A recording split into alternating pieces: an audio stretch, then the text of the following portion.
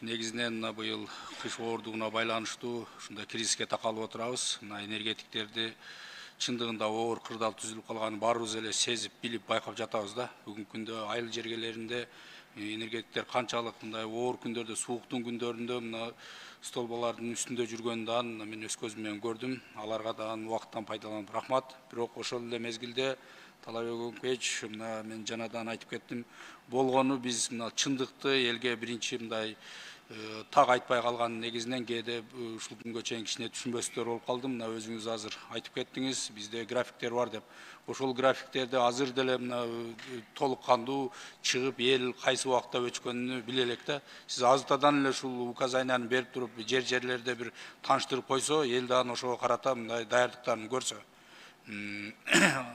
Андан кийин негизги суроо мына Газпромго. Биз Газпромду убагында $1 сатканда ошол мезгилде өтө катуу бир ийгиликке жеткендей баалаганбыз да.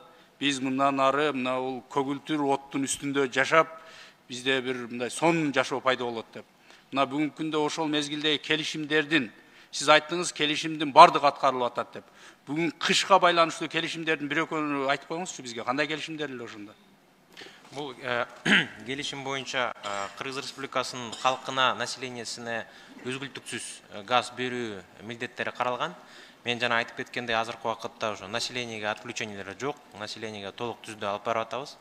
Бирок эми азыр бүткүл Борбордук Азияда болуп аткан акыбалга карата ошонун себебинен кээ бир өзгөчө түштүктөгү абоненттерге, анан түндүктөгү промышленный абоненттерге бир аз чектөө киргизип атабыз. Бул эми туура түшүнгүлө, биз эми импортозависимый страна болгондон кийин, өзүбүздүн газыбыз жок болгондуктан кийин Борбордук Азиядагы кырдаалга карата ушундай ситуация болуп атат азыр. Арзымат Нуркулович, мына сиз айттыңыз импортозависимый болгон деп. Ошондо да ушул сөздү бетке тутуп, биздин өзүбүздө газ өндүрүлбөйт, биз сатып алабыз, ошондуктан биз үзгүлтүксүз пайдаланыш үчүн сатып атабыз деген сөздү бетиңерге коюп сатылган да убагында. Кана ал сөздөр? Мен азыр айтып атам, мына сиз ошол келишим боюнча маалымат айтып кеттиңиз. Азыркы убакытта 2014-жылы ошол келишим кол коюлгандан баштап Кыргыз Республикасынын керектөөсү 2 эсе көбөйдү. Ошондой эле 200 миллион кубтан 400 миллион кубка чыктык. Арзымат Нуркулович, сиз ошондо иштей билеңиз ошол жерде. Ооба. Ошондо айтылган да, биз ушул мүчүлүктөрдүн бардыгын жоюш үчүн сатып атабыз. Мындан ары мындай маселе болбойт деп. Мага көрсөтүңүзчү ошо келишимдин пунктун азыр мына жыйындан кийин таштап кеттиңизчи, экөөбүз талкуулайлы. Мен сизге керек этем анда, Айбек Тураталиевич. Андан кийинки суроом, Талабек Өңкеч, эми жанакы мына көмүрдүн баасы Ошто 12 000 тоннасы 12 000 сомго чыгып кеткенин айтып жатат да. Бирок ошол эле мезгилде мына маалымат берилгенде 4 000 тегерегинде деп айтылып атат. Бирок ошол эле сиз дагы бул жерге келгенде жанакы кышка даярдыкта дагы айтылган. Эч кандай баанын өсүшүнө жол бербейбиз деп. Ким жол берип атат анда өсүшүнө? Бүгүнкү күндө түндүк регионунда Кара Кече көмүр ишканасы 4 000 сомдук көмүрдү өзүнүн көмүр сатуучу жерлерден азыр сатып атат. Проблема жок. Түштүктө ооба 12 000ге чыгып кетти. Даже бу жердеги жана 4 000 сомдук көмүрдү алып алып, кайра 5,5 сатып аткандар бар, алып сатуучулар. Түштүктө туура айтып атасыз, 9 000ден 12 000ге чейин чыгып кетти. Мына бу жерде антимонопольный комитеттин жетекчиси отурат, азыр ошол айтып атат, бүгүнкү күнгө азыр 6 000 сомго түшүрдүк деп. Эми ал жерде биз эч качан мындайча айтканда влияние кыла албайт экенбиз. Кара Кеченин көмүр кени жок. Кече эле ошол маселени Бакыт Эргешевичтин кабинетинде талдап чыктык. Бизге азыр быйылкы жылга бир 3-4 көмүр кенин Кыргыз көмүргө өткөрүп берген атат. Рахмат. Нурбек Такыбаевич, сизге жанакы Оштого болгон окуя боюнча мына чындыгында ылдам иш-чаралардын аркасында кылмыштын жүзү ачылды, кармалды. Ошол эле күнү 13 январь күнү мына майы кызматкерлери менен сиздердин сотрудниктер түнү бою Оштон баштап Бишкектин ичине киргичекти почти бир ар шаарларда туруп бирме-бир машинаны текшерип өткөрдү да. Бирок кылмышкерлер келип биздин чек арадан кармалып атат. Ошонун кандай, эгер сыр болбосо бир маалымат берип койсоңуз. Урматтуу Айбек Торталиевич, рахмат, жумуштардын баарын көрүпсүздөр. Бул жарандар чек арадан кармалган жок. Маалымат боюнча айткан, чек арадан кармалган жок, өтүү кезинде кармалган жок, бирок алардын ошо чек арадан өтүп качып кетүү максат болгон да.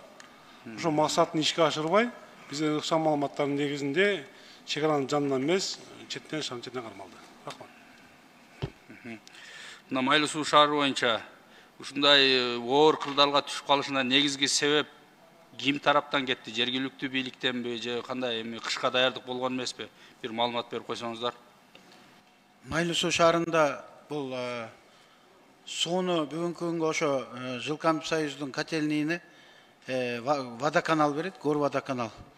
Ошонун суусу жетпегендигине байланыштуу мен жана айтып кеттим. Бул сууну Майлуу суу шаарындагы этаж үйлөрдөгүлөр колдонгондор муну жуунганга, душка жана идиш аяк жууганга жана башка нерсеге да ошол батареядан алып колдонот экен да.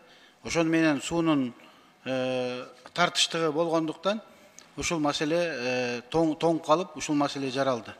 Бүгүнкү күндө азыр мага жаңы эле жазышты. 4 от казаны бар экен. Ошону экинчи, үчүнчүсүн азыр жана айтып кетпедимби, теплоснабжениянын балдары жана жанындагы арыктан 300 метр труба менен генератор коюп, от казандарга сууну толтуруп бере баштаган. Бирок таңкы саат 4-тө кайра суу тоңуп, кайра токтоптур дагы. Азыр кайра ошол жерде МЧСтин 2 замы бар. Ошолор иштеп атат. Кайра ошол суунун эмесин эритип суу берсе, кайра от казандар иштей баштайт да.